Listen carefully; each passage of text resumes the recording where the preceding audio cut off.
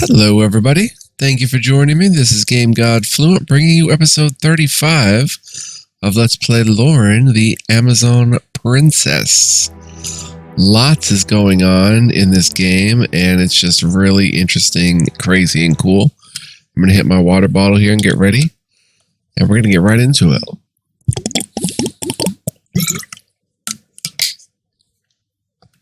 I'm going to light a smoke, too.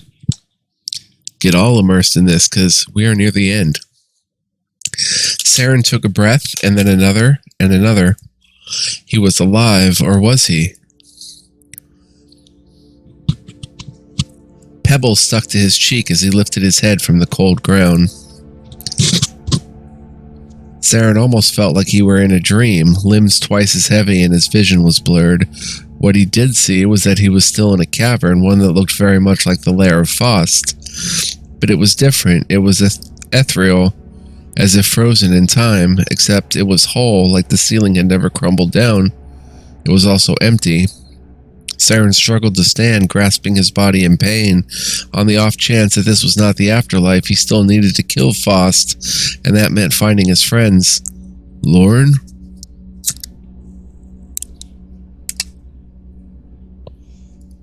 He hobbled a few steps into the glow of the cavern, his head spinning. Loren. Loren? Oh, Saren was startled to hear another voice. He whipped around to see Karen standing on the other side of the lair. Karen, you're all right. Where is everyone else? Where are we? Saren ran up to Karen, overjoyed to see her. Karen swung her spear directly at him, the sharp tip barely an inch from his face. Who are you? Saren swallowed and held his hands up in the air. It's me, can't you tell? Saren. You are not Saren, you are an imposter. What? I have already met you. You're not making any sense. Help me, please, it hurts so much. They both turned to see Dora trapped under a large rock. It's crushing me, don't just stare at me, help me. Saren jerked forward to help Dora, but Karen grabbed hold of his shoulder to stop him. Things are not as they seem. Do not trust anyone. Dora started crying, so Saren ripped himself from Karen's grip. Don't worry, I'll get it off you. Stop! Before he got a chance to reach Dora, her voice called to him from another direction. Another Dora ran into the cavern. Don't go over there, it's a trap. The ceiling will just collapse again. She's lying, don't listen to her. Saren staggered back, taking in the clone. Something was wrong, very wrong. How can this be possible? Kill her. What? One of them is Faust. One of them is trying to kill you. Kill her before she kills you. What? No. Help me, please, it hurts. Don't just stand there, kill her. Why? I'm your friend. Saren, I'm the real Dora. I'm not going to kill anybody. Let's help the trap Dora. Saren ignored the other Dora's protest and rushed to lift the rock from the dwarf. Hold on. Watch out! Rumbling sounded overhead, and Saren immediately knew that he had made the wrong choice. The Dora under the rock became motionless until she finally blinked out of existence. Dummy! Saren was shoved out of the way just as another large chunk of ceiling crashed down on top of both versions of Dora. Saren veiled in horror. Not waiting for the dust to clear, he pushed through the new debris looking for at least one of them. Dora, no! He lifted up rock after rock and found no one. Where is she?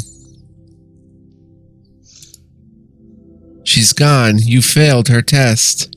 Saren panted, his heart now full of sorrow. I killed her. No, she's not dead. She's been removed from this realm. Realm? Did we leave our realm? This is the Underrealm. Apollomesha said that Faust might be hiding in another realm. Faust sent us here. Or we are dead. No, we are not dead yet. If the undead can crawl out of Inferno, then so can we. Let's go find the others. Saren charged towards a doorway in the cave, prepared to search every room in that underground lair. The tunnels connecting each cavernous room were long and narrow, and the heavy-headed feeling of the dream world did not ease their passage. It took all of Saren's focus to keep from making himself sick simply from walking through them. At last they came upon someone. Saren found Draco searching a wall and scratching his head. Draco? He called softly so he wouldn't startle him, but the mage sprang up anyway. Saren! The mage beamed ecstatically and dashed up to him. I was so scared. Wow, I'm glad you found me. I've been trying to climb this wall for forever. Draco held out his dirty hands. Saren couldn't see another Draco anywhere. Is there only one of you? Yes? Is that a bad thing? No, I think that's a very good thing. Come on. Saren didn't have much time to consider if there was a game afoot since time was running out. Saren ran into the next room, spotting a Polymesho on the floor. He was sitting down, cradling someone in his lap. It was a younger woman, her eyes closed. A Polymesho? Saren looked over at Draco from the unusually dark way he said the wizard's name. He looked back at a Polymesho for a response. We are in the Underrealm, are we not? Yes, I believe so. A Polymesho nodded and stroked the woman's hair. We're trying to find the others so we can get Faust, like you said. The wizard showed no signs of getting up. Do you understand? We have to go now. Go on without me. Sir? This is my daughter. Polymesho finally looked up at Saren, pain in every feature.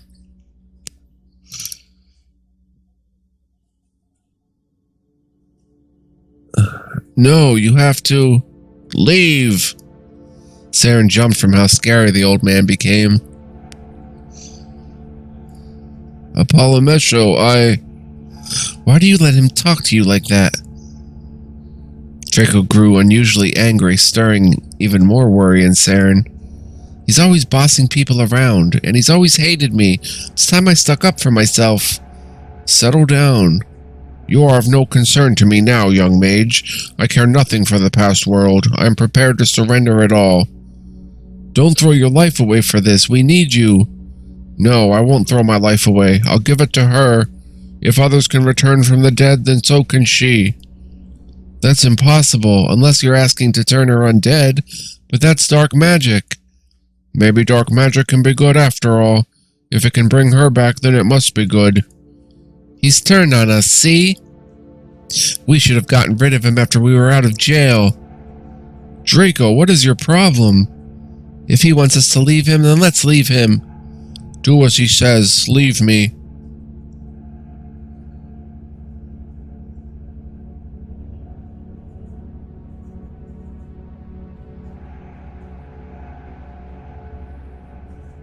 Stop it, Polymesho.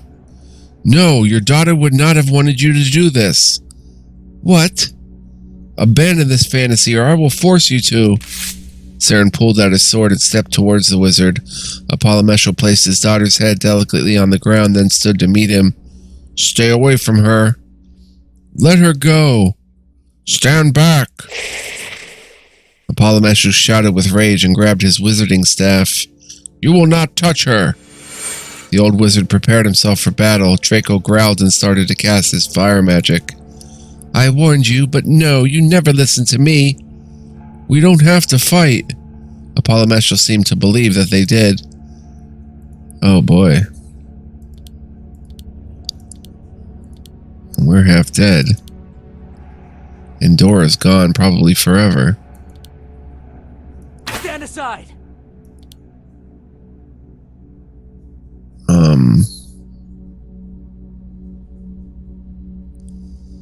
Please, guide my weapon. Try this on for size. Simple. I surrender. Shouldn't have come to this. Thank you. Saren blinked, not expecting gratitude. Polymesho turned around and did not see his daughter anymore. As I thought, an illusion only. His words were confident, but the wizard looked completely broken. He stood for a long moment, staring at the empty cavern floor where he had set his daughter down for a moment earlier. Draco was growling even more now, his eyes fixed on the wizard. Draco, what is wrong with you? Whose side are you on? Mine or his? I'm on no one's side. What's gotten into you? Draco started to cast more fire magic. Saren ran up to him and shook him. It's over now. Apollo Meshal's no longer a threat. I need to fight. I need to kill. Let me kill him. The fire mage writhed in Saren's grip as he tried to cast his magic. Fight, Draco. I will fight you if it will cure your bloodlust. You? Yes, let's go. Something about this place maddened Draco, and Saren needed to quell him. Saren readied his weapon while Draco's eyes widened in fear.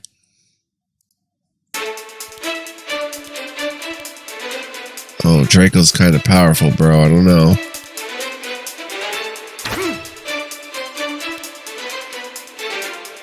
Draco's gonna kill us all in one shot, I think.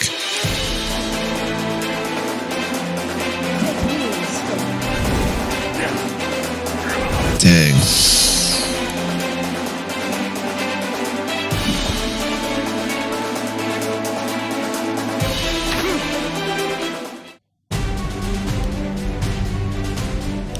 Draco coughed and crumpled on the floor, moaning. Is it over? Do you still want to fight? The fire mage shook his head in between labored breaths. He chose to lie on the floor rather than stand backed up, liberated from mind control. Draco? Draco's visage started to fade away, shocking him. Draco! But he was gone. I killed him. No, he will be waiting for you at the end. Perhaps he is glad that you took him from this misery. But there are more trials. You cannot give in now. Saren reluctantly followed everyone else out of the room and on to the next. This is crazy. Miraculously, when Saren stepped into the next room, he stepped into a magical forest. Where? A wailing startled him. In the midst of the trees was Mirth, with a bundle held tenderly in her arms. Kill it! No! Mirth, what is that noise? As Saren walked closer, he saw that the wailing was coming from the bundle in Mirth's arms. It was a crying baby, but unlike anything Saren had ever heard. Kill it, lady, or I will. I will not let you. Chambera, is that a baby you want to kill? I found this child here in the forest. It was crying out for its mother. Saren blinked as Mirth smiled at the child in her arms. She's delusional. That isn't a child, it's a monster. Chambera pushed at Mirth's shoulder. Show him. Saren walked up to her and peered into the cloth wrapped around the child. He recoiled in terror. Mirth, that's a demon spawn. Told you. It's a baby. It hasn't done anything to hurt us. If it could, then it would. It's thinking nothing but violent thoughts, now and forever will be. Evil? How can you say that so easily? I once thought the Dark Elves were evil too, but I was wrong. I won't brand anyone evil ever again. But this is a demon, not a Dark Elf, not a creature of our realm at all. Chambera suddenly reached out and tried to grab the demon baby from Mirth.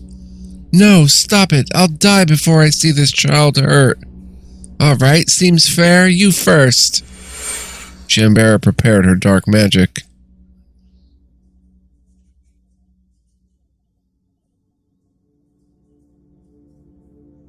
Fight Mirth. I think we have to kill the demon. Saren knew that the demon baby was a major threat.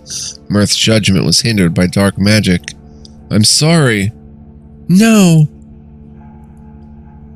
We don't get Chambera. Then we have to fight Mirth. You forfeited your life.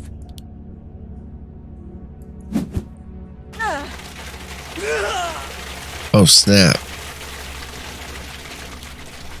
Why didn't I heal when I had the chance? I will never leave you.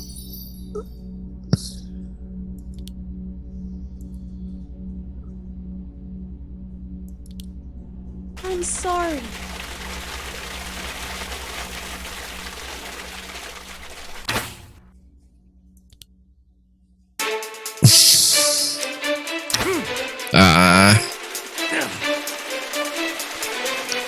Does anyone need healing?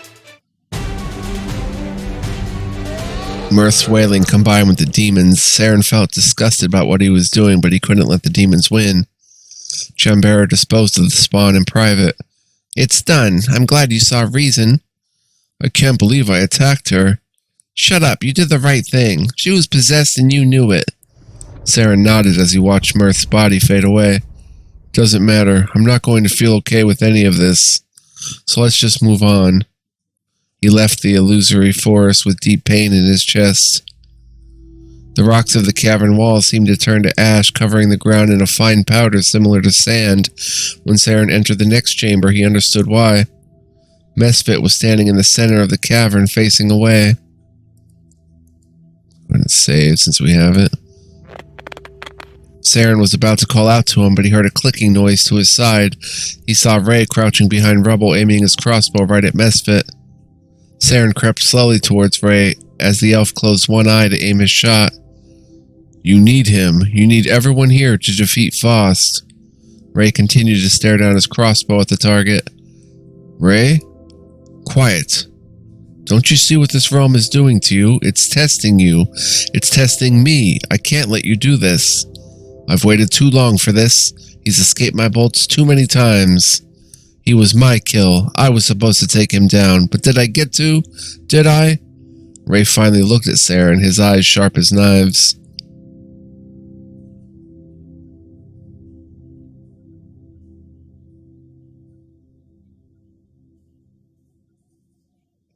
Talk him out of it. Why do you need to kill him this much? Because I do. Because he's evil. Because he's the only target that's ever eluded me. It's not his fault that those things happened to him. Is it my parents' fault that they died? Give him up. Never. Oh, we do have Chambera now. Alright, Ray.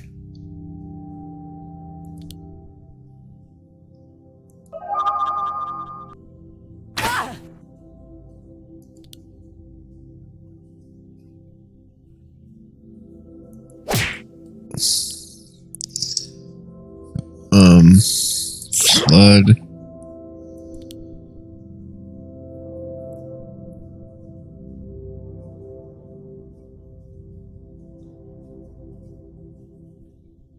I guess that. And attack. And attack. Another victory for the Amazon. Ray gurgled and coughed. He faded away shortly thereafter. Saren continued to stare into the empty space where he had once been, completely numb. He questioned everything that had just happened. He attacked Ray. This place is warping me. It is its nature. We need to get out of here, right now. Saren quickly abandoned the room, pushing it from his mind. A pile of gold coins and gems littered the floor of the next room. No one seemed to be around the treasure at first glance. Salzer appeared out of the corner of their eyes, surprising them. It's not real. Salzer, are you okay? None of this is real. We know. We're trying to find everyone so that we can get out. Salzer gazed at the gold pile. Without a word, he walked up to the treasure and picked up a few coins, just to feel them. Are you ready? I'm not allowed to own possessions as a monk, you know. Saren shook his head in disbelief, realizing that Salzer was not as okay as he first seemed. My life before I became a disciple, all I ever wanted was this stuff. Gold, gems. He clutched the gold coins tightly into his fist. I became a monk to escape that life and repent for my sister, but have I? Are we on hard? Yeah, okay. What has being a disciple of truth really done for me? Salzer. Nothing. I haven't changed the world. I haven't repented for any of my sins. They still happened. I'm still the same boy who wants nothing but this. He threw the gold from his hands. It clanged loudly, making Saren cringe.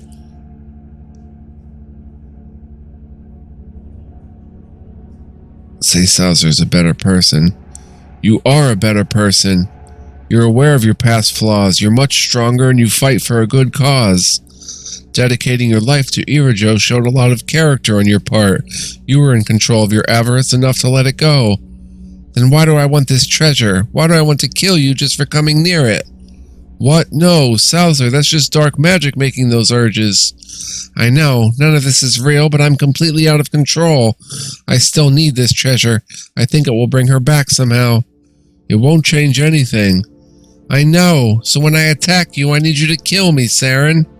Saren backed up as Salazar assumed a battle stance. Before he could talk him down from fighting, Salazar began his first attack. 643. Dang, this is a tough Salazar. You forfeited your life. Go ahead and drink a healing pot. Wow, Flood doesn't even do anything. Back to Inferno. Causing frozen, poisoned. Let's try to shatter him. This may hurt a little. Let's even throw a 100 bomb at him. Shattered him. Well, staggered him.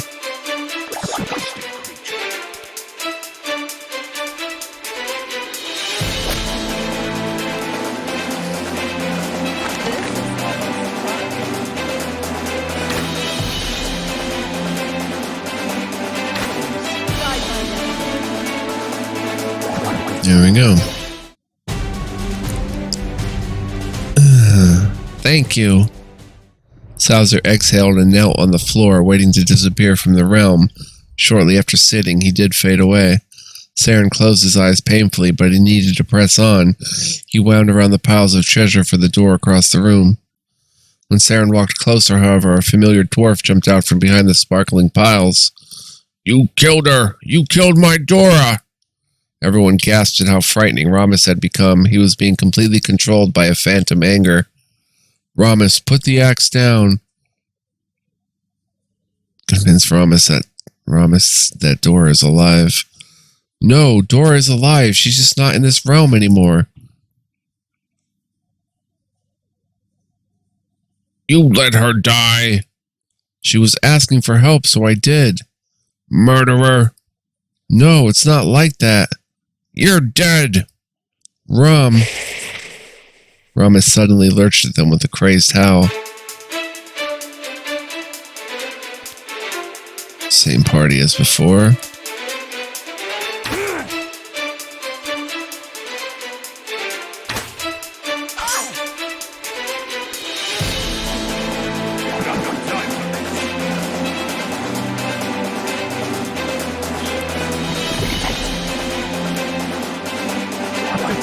There we go. More symbolic fights than really challenging fights. Ramus fell to one knee with a grunt. Dora, you'll be with her soon. Wait for us, please. Stay alive. Before Saren could finish his plea, Ramus faded away, leaving the room. You're upset. I hate this. I'm forced to put down my friends one by one like this. How could Faust be so cruel? It is his nature. It cannot be helped. It will be helped when he's back in Inferno. Karen held her tongue as Saren stormed out of the cavern. Grass sprouted out of the cracks in the ground. Saren walked into a chamber that resembled the plains of Erevorn. In the center of the room stood Amokiki as if he had been waiting for him. There were two swords stuck in the ground, like with a duel with Cruel. You have finally come. You were waiting? Take your sword. Amokiki approached the sword closest to him. Saren could not mistake Amokiki's glare. That is not mine. What's wrong? Why are you looking at me like that? I have sworn a new oath. Saren went rigid. I have sworn not to let you pass. Amokiki, did you side with Faust? Take your sword. He wishes to duel us. I'm not sure I could compete with him. You don't have to do this. Look into yourself. This isn't you. I am thinking clearly. Amokiki pulled his sword out of the ground. His sword glowed just like Loren's. Faust had deceived him with a false ancient blade. I have been promised many things. Only a fool believes anything a Death Knight tells them. They're all lies. No, nomads will become true citizens of Erevorn. We will no longer be barbarians. We will be civilization. Faust will give us the world. Please, don't do this. You're acting as awful as Cruel. Cruel was weak. He relied on an army. All I need to do is kill you. Take up your sword.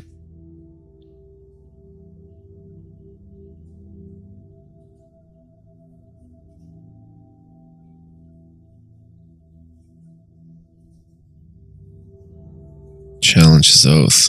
You swore an oath to Loren once, and now you've sworn an oath to her enemy. It can't be both ways. Amokiki stood stoic for a long moment. You're right. My oaths conflict. Amokiki looked down at the false sword in his hand. I have failed. I must pay the price. Saren trembled, knowing only then what Amokiki was going to do. He looked away just in time before Amokiki took his own life. Saren slowly looked back and Amokiki was gone. He had disappeared from the realm. He deserved better. We need to continue. Saren took in a deep breath. It would be hard to shake what had just happened from his mind. The tunnel to the next cavern was extremely long and all light disappeared. Saren had to feel his way through the dark until the tunnel expanded and poured out into a new room. A large field of light stretched across the far wall. There were no more exits. Saren spotted a figure across the long room. Loren. Saren was elated to finally see her. He turned back to see everyone else's reaction, but no one was there. Saren was alone. What? Another test. Saren ran across the room to Loren, shouting her name. Loren did not turn around to greet him. Saren got caught in the glow of the wall and slowed to a stop. What is this? Is it a portal? He looked over at Loren, but she was turning her face away from him. Loren? Even as Saren rounded to stand in front of her, Loren refused to acknowledge Saren. Loren, why won't you look at me? Loren turned her face away from Saren each time he tried to get her attention. Why are you ignoring me? If you are the real Saren, know that I am not playing Faust's game. But I am the real Saren. I just went through so many caverns and caves to find you. I had to fight with our friends and I brought them here, but where are they? Saren started to panic. He had no proof of what he had just been through. Your mother was with me too, everybody. What? Queen Karen, she found me and told me about this being the Underrealm. We went through a series of tests and... Loren looked past Saren and suddenly shoved him out of the way. Out of the tunnel, Karen walked into the light. She walked calmly forward, smiling when she saw Loren. But Loren drew her sword. Who are you? Loren, that's your mother. She is not my mother. She is an imposter. Daughter? Saren recognized the exchange from when Karen had first met him in this realm. Was Faust imitating her? Saren backed up from Loren and towards Karen, putting him in the center of the room. I don't know who to believe. I have already met her. Then you did not meet the real me. Loren spun around, turning her back on both Karen and Saren.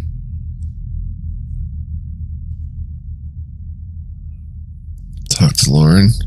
What did you do with the other Karen? I ignored her, as I should be doing with both of you. Loren, don't ignore us. We need you. And play into Faust's hands? I do not like being forced to play games for my enemies. Neither should you, if you are actually real. Loren scoffed and went silent. We are real. How can I prove it to you? Loren was true to her word and did not reply. Saren slowly walked up to her. Saren walked in front of her and tried to look into her eyes, but she kept them averted, so he moved in even closer. Loren took in a sharp breath as he leaned his head so very close to hers. Saren cupped her face with his hand and brushed his lips against her cheek. My princess. In that moment, Loren finally looked at him. She moved her head slightly to welcome him.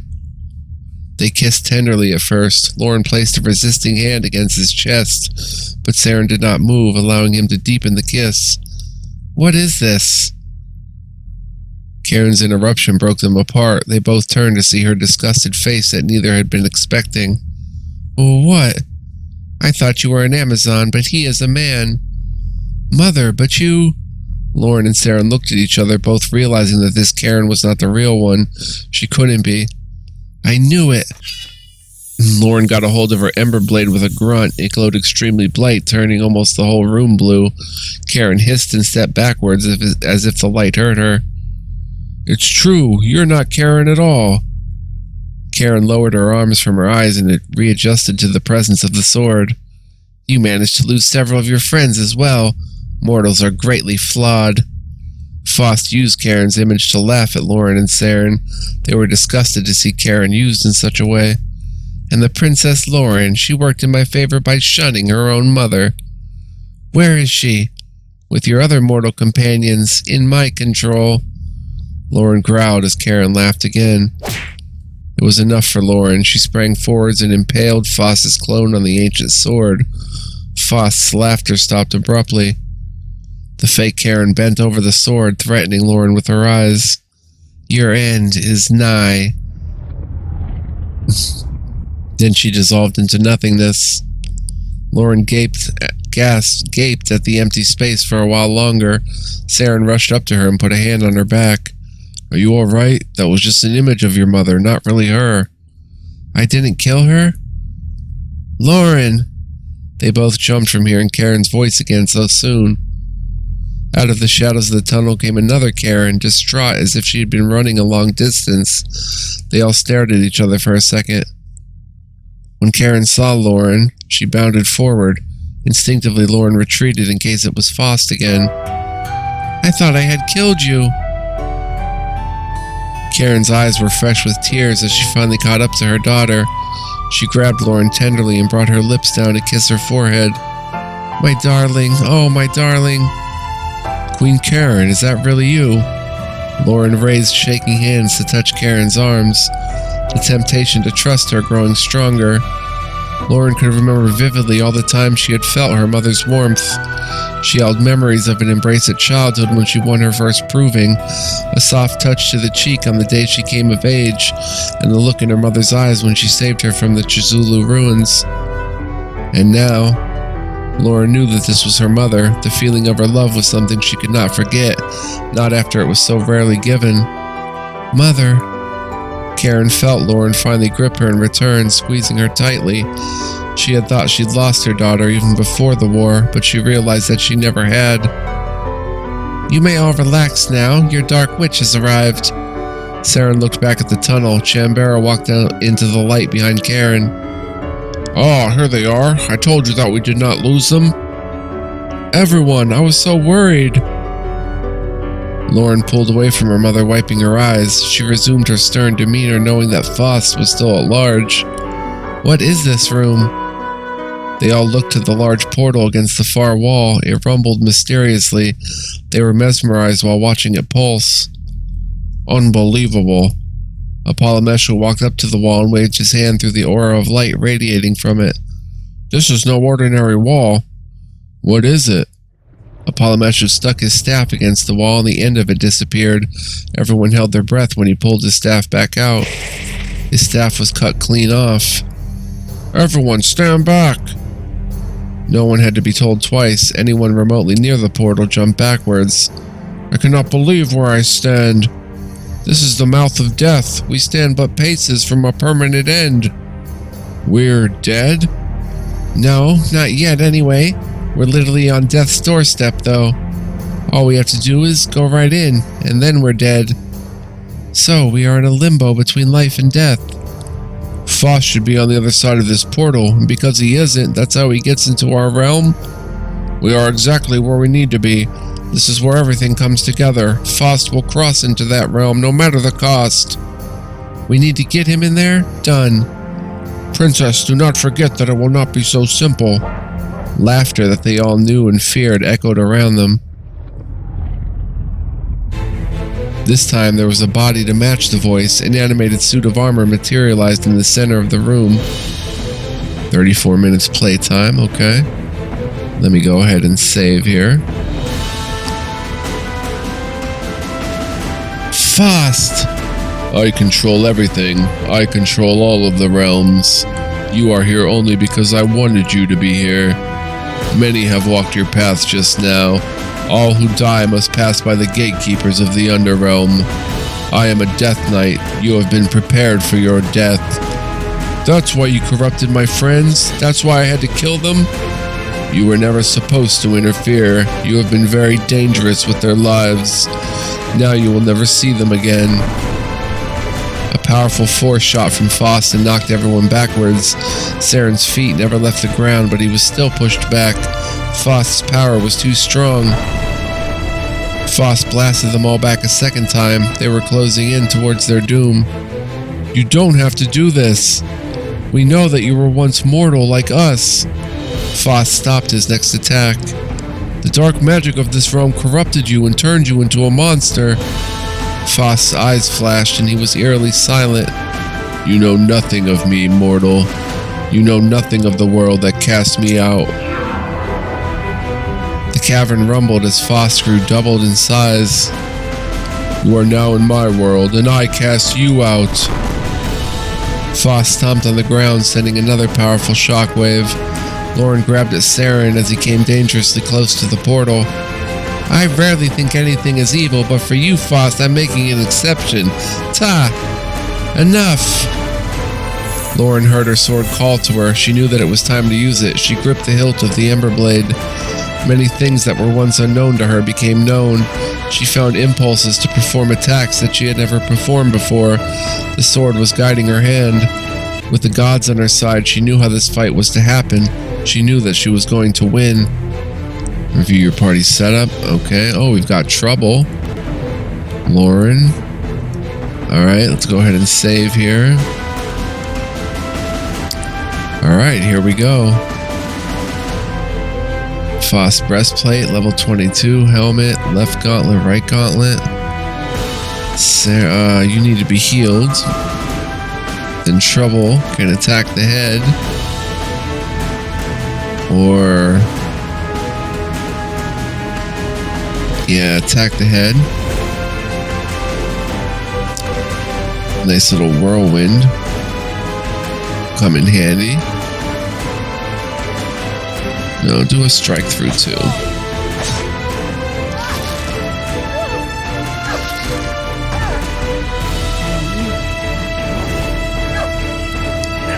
Dang. We don't have mirth. This is going to be pretty rugged. I don't think we can paralyze them. We have no time for this.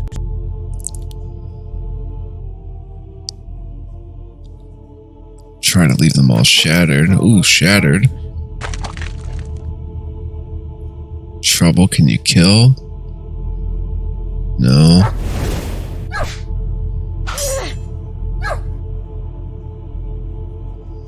Apollomesho can kill.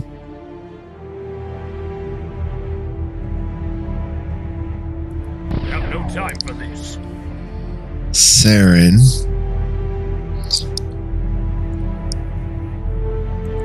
Can heal. Trouble. Loren can attack this gauntlet.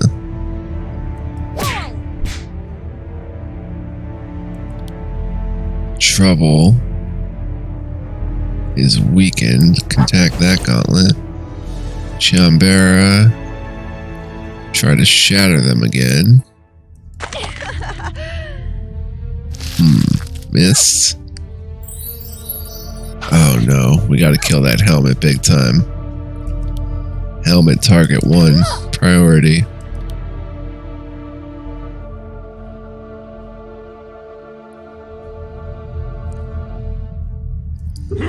Oh, we paralyzed. Saren. You forfeited your life. Trouble.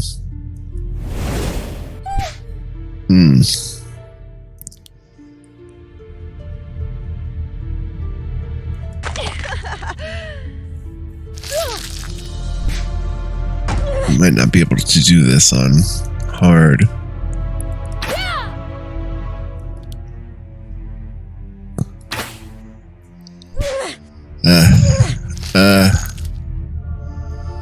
Dang. Staggered him. We have no time for this. Yeah, we're not going to be able to do this on hard. We're going to have to redo it. Loren, I'm sorry. Alright, let's try again. Start by healing Loren. Let's have Trouble attack the helmet. And let's have Karen use a potion on her self. Can Karen use yeah, Karen can use bombs. Dang. We're gonna have to use some bombs here. 75% chance of causing paralyzed. Nope. Try me if you dare.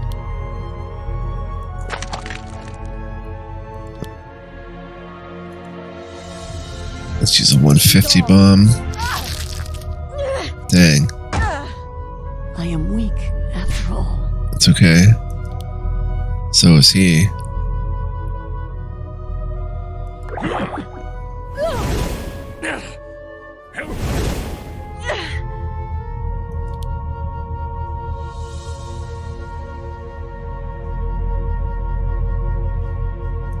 Filth. Dead. Okay, time to take out these gauntlets.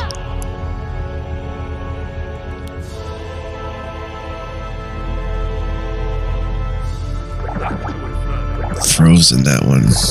Frozen that one. Nice. Chambera.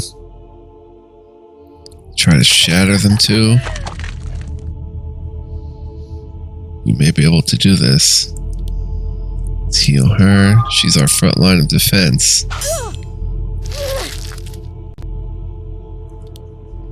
Another flood.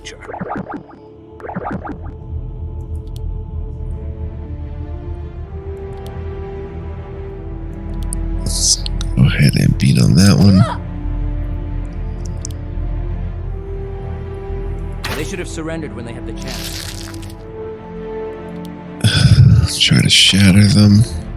Filth.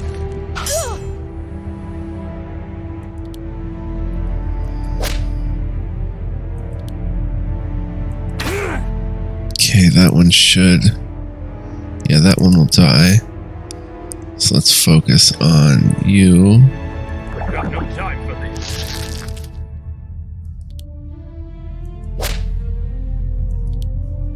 Let's go ahead and use a potion on you, Chumbear. Let's give her a medium vitality. Nice. Oh, we're gonna do this on hard. Try me if you dare. Bong bong. Got him. Down goes Faust. Faust shrank down to his original side, falling backwards against the portal to the realm of death. Oh, finally. I thought he would never go down. That was for my daughter. The wall sputtered and reacted to Faust's body, but he did not fall through. He was not dead. The gateway hasn't opened for him. Polymeshel took in a deep breath. It's time. Saren shot a look over at Loren, her heart suddenly beating wildly in his chest. Footsteps from behind startled them. He's here. Zeal. The Death Knight walked coolly towards them. You cleared my way and you have broken him. It is my time now. What will you do? We were told that he cannot be sent back to death without a great sacrifice. I am made of this realm. It bends to me. Zeal leaned down and placed his hand on Faust's helmet. Faust's body began to glow. Everyone stepped back. The light pulsed up Zeal's arm and away from Faust, surrounding him instead. The light then melted into him. What was that? Zeal clenched his jaw and held his head in pain for a moment. The essence of the realm. I took it from him and therefore his power. Zeal cavalierly picked up Faust's armor. You have strayed for too long. Then Zeal tossed the armor away from him and into the portal. All of the pieces of Foss disappeared without any contest. They all stared at the wall for any sort of reaction, but there was none. Is he really gone? He will rise no longer. I cannot believe we have trusted to one Death Knight to banish another. And what of you? What will you do now? Zeal looked around the cavern absent-mindedly. Will you ravage Erevorn as well? The Death Knight finally looked at them again. You do not belong here. It is time you return to your realm. Wait! But Zeal did not hesitate in rendering them all unconscious. Oh, Zeal. So I bet if you didn't have the DLC, then you actually had to sacrifice somebody. But since we had the DLC and beat it, we get that ending. The sight of the Underrealm faded from view. Saren could feel his limbs again, and he could see, too. The dreamlike haze had completely left him. He picked himself off the ground. Ash fell from him.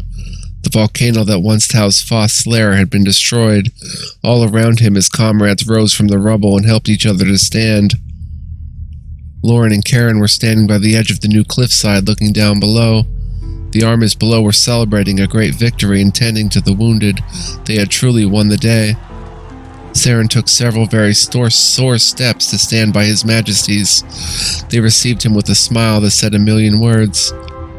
Then Loren rushed forwards and gave Saren a deep kiss.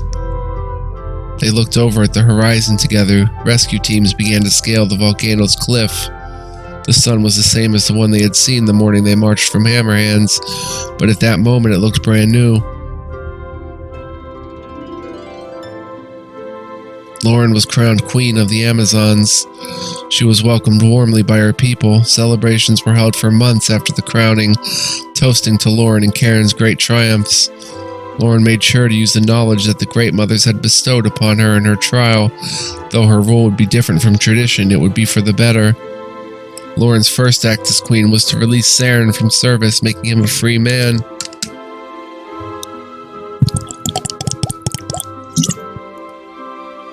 The transition was not as great as Saren was expecting, as he had been given much more freedom than he realized, but the feel of first stepping out of the Citadel's gates would be a memory he would long remember. Gonna light a smoke for this one, man.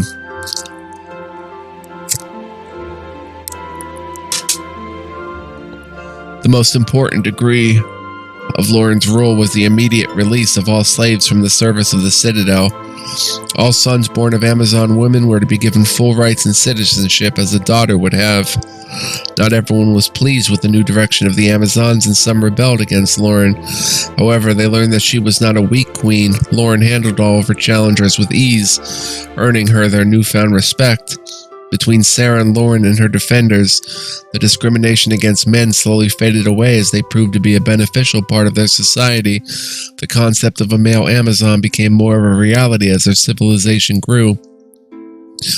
Loren rewrote Amazon law to allow Saren and those who would come after him all the privileges that any queen's mate should have. Loren wanted it for Saren, but it was also in recognition of her mother, who was driven away from the Citadel because of such laws. Saren loved and protected Loren for the rest of his life.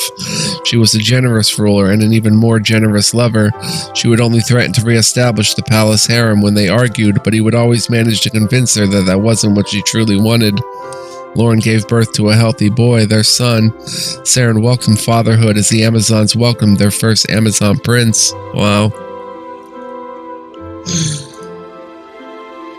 Karen became a representative of the Amazons to the Empire and the Elves. She helped change the world's view of the Amazons just as Loren was changing things within the Citadel. She found ways to build trust with the lizard people in the swamps and helped show Erevorn that they were an intelligent and unique race worth respect. Mirth became a renowned elder druid, calming radical isolationists and showing the beauty of opening up the forest to the world. Though some elves still insisted that they didn't want to be influenced by any outside culture, most elves saw that they could keep their culture while embracing others. The Empire made efforts to repair the rift between the human and the elven nations after pressure on the council from Apollomesho, who was reinstated as Archwizard by popular demand. There was great support from both populations, easing the passing of a decree that formally made the two nations allies. Polymecho himself was finally able to pursue his alchemy in ways that could help the whole world and not just himself. He took on as many apprentices as he could handle and helped spread the knowledge of the science across Erevorn. Many lives would be saved from his discoveries. Dora lived with Ramus in his family's estate in Hammerhand, helping to rebuild the city and their new family. Aww. Ramus made sure that he provided Dora with a good life and a few shiny presents now and then to keep her out of any jails. Ray's prejudice against the Dark Elves disappeared over time. He even became an advocate for their integration back into the forest. He put his assassin days behind him and tried to put his skills to better use. Draco was requested to become a professor at the Horus Magic Academy by none other than Professor Howell himself. Drake accepted the job and became a favorite teacher, but he also helped the school become a more safe and hospitable place for its students. Amokiki worked to help re-establish the nomad tribes in the north. While some were moving back south to find their herds, many nomads wished to stay. Amokiki helped spread tolerance and support for his people, and the nomads came to respect him instead of shun him. Chambara was finally allowed to move back to her home in the swamps where she lived in solitude as she really preferred. Witch hunters would never cease to exist, but Chambara herself had earned a good enough name to live in relative safety for the rest of her life. Wow. No Mesfit? And no Sauser?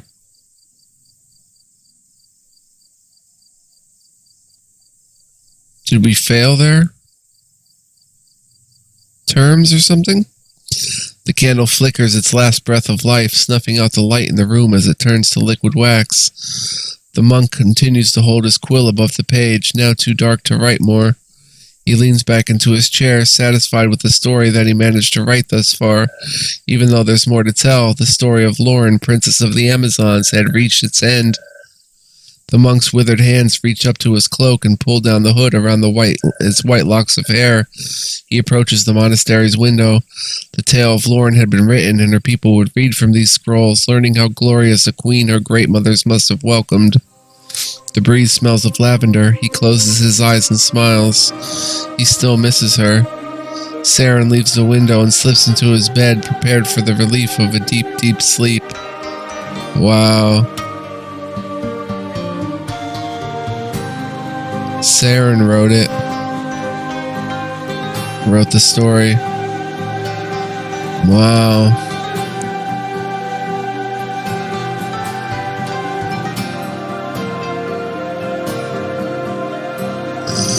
What a game, man. I was really impressed with this.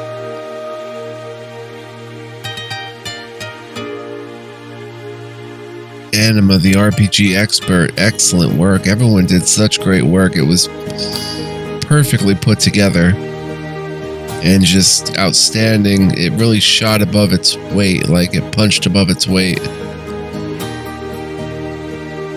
because it did everything so well and really combined all these different elements to make something truly unique and original and captivating. From the combat to the story to the characters to the locations and quests. It was really great. He still misses her. Aww. He became a monk at the end and she died apparently. And he wrote this story about her. Yeah, nothing about Sauser or Mesfit. Huh. I wonder why that is.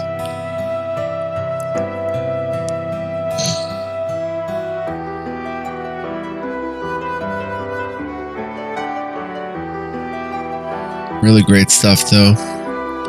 Glad you guys were able to watch this. If you did watch the LP, man, thank you so much for joining me on this journey. It was a lot of fun. If you're just watching this episode, then thank you so much. Glad you got to see the ending of this great game. Yeah. Just great stuff. Tom Rothamel for his great Rempe engine. Awesome game, guys. Thank you all for watching, taking the time out, to watch this. Appreciate all of you. Hope you enjoyed. Whatever you watched of this LP, I hope you enjoyed. And this won't be the end of Winter Wolves games. There's still a few RPGs from Winter Wolves that I'm going to pick up here in the future, and we'll play through some more because their style is really fantastic. So let's see if there's anything past this or if it just takes us back to the main screen or what.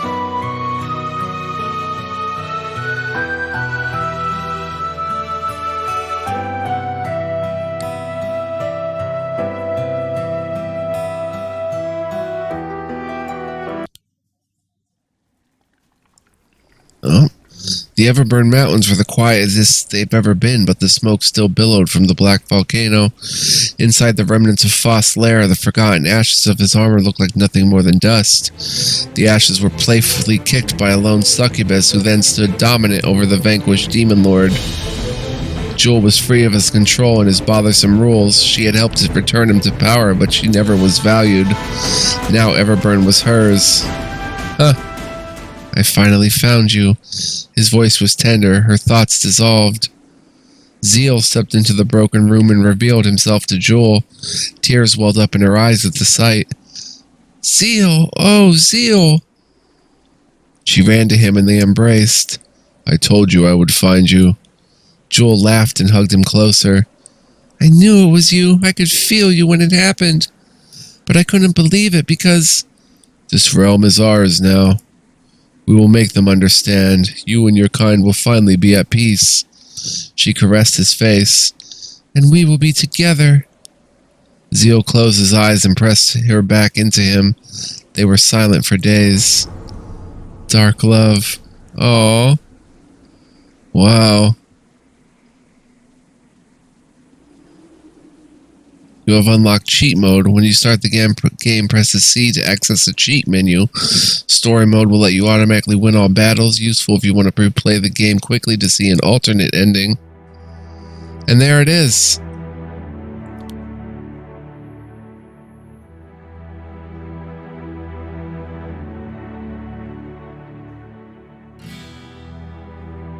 We've got romance, achievements.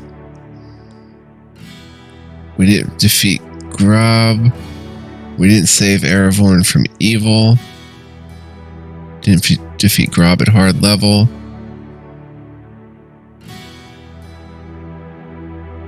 Oh, and then there's single. Like defeat Phos with Loren. 50 joking answers. Jokester. I don't know what that is. Kill Mesfit. Romance Misfit with Eleanor. Defeat Zeal. So apparently you could fight Zeal. Oh yeah, you could. 50 forceful, 50 friendly.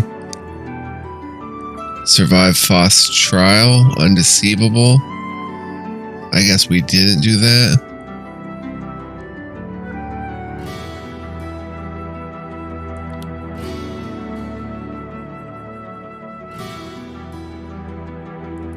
More romance, and that was it.